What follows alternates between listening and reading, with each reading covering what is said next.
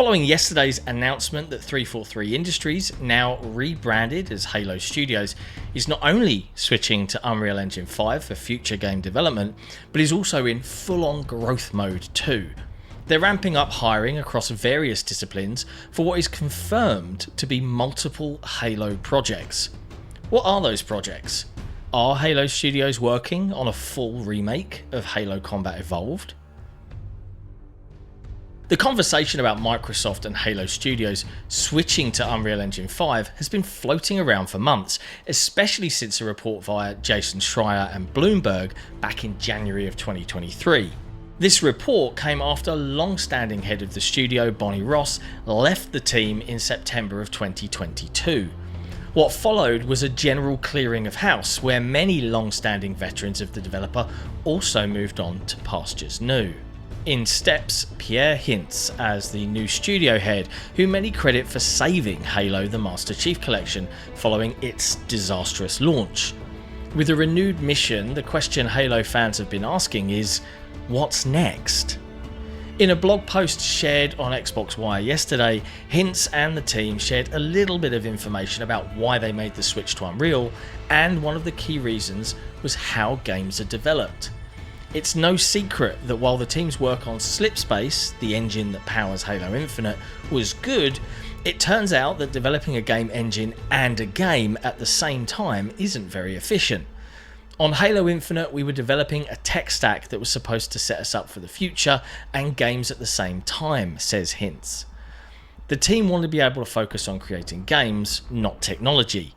When we look at the images and footage shared from the video published yesterday, there are several things that stand out to me above all others. The first is the Master Chief himself. First, we have his Mjolnir armour. It's a massive throwback to the original Mark V armour, from the iconic, and my personal favourite helmet, to the way the chest and shoulder pauldrons look. As you can see, it's very different to the suit worn in both Halo 4 and the redesign seen in both Halo 5 and Halo Infinite. It's far less complex and returns the Chief to his original tank-like visuals.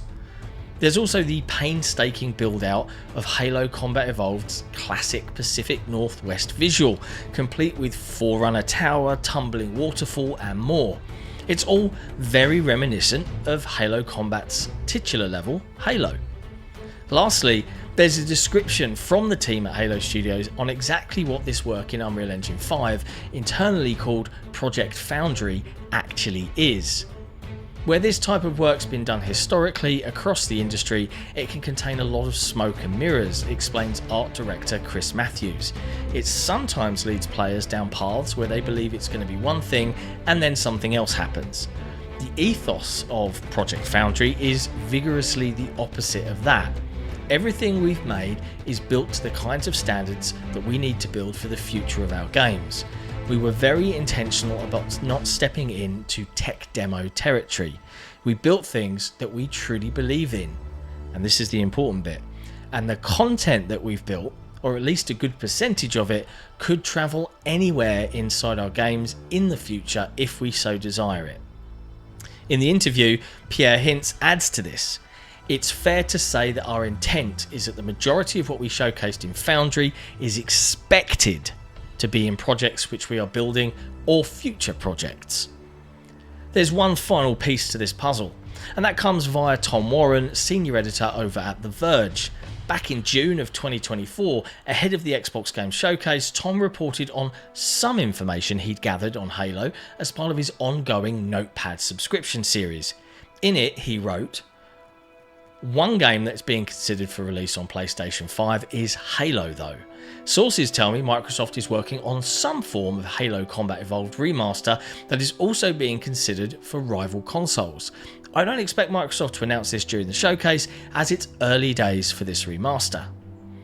While nothing was ultimately revealed during the showcase, this new video from the now rebranded Halo Studios certainly lends further credibility to the idea of a full, ground-up remake of Halo Combat Evolved.